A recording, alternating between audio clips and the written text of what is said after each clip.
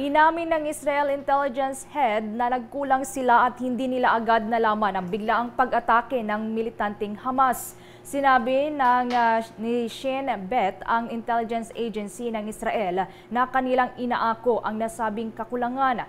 Nagsasagawa na sila ng investigasyon ukol sa nasabing usapin.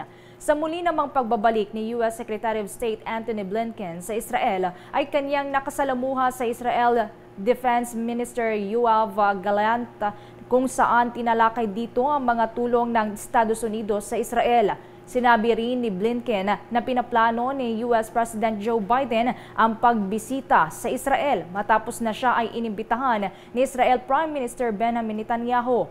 Ito ay sinabi ng opisyal sa kanilang tuluyang buburahin ang Hamas militant at ililigtas ang nasa halos 200 mga bihag na Hamas militant group. Kaugnay pa yan, pakinggan po natin ang naging bahagi ng opisyal ng naturang intelligence agency.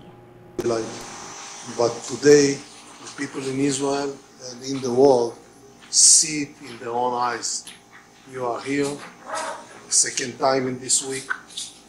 Senior officials of America are here every day, and the American flag is sailing on board in the Mediterranean, and we know what is the meaning. So let me tell you, Mr. Secretary, this will be a long war. The price will be high, but we are going to win for Israel, for the Jewish people, and for the values that both countries believe in.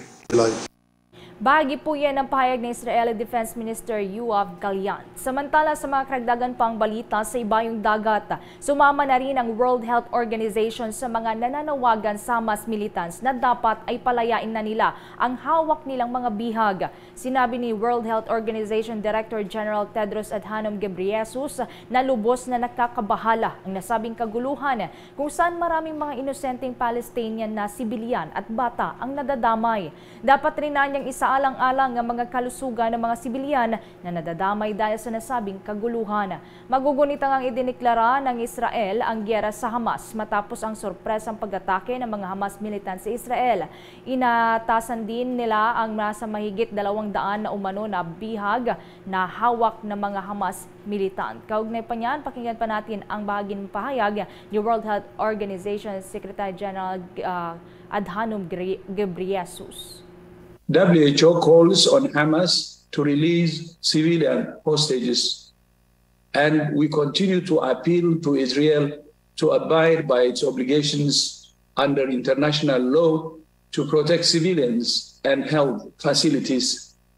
We also call for the restoration of electricity and water and to allow the immediate and safe delivery of food, medical supplies, and other humanitarian aid. Last week, I was in Cairo, where I met with President El-Sisi, who agreed to facilitate the movement of health supplies into Gaza through the Rafah crossing. Bahagi po yan ang pahayag ni World Health Organization Director General Tedros Adhanom Ghebreyesus.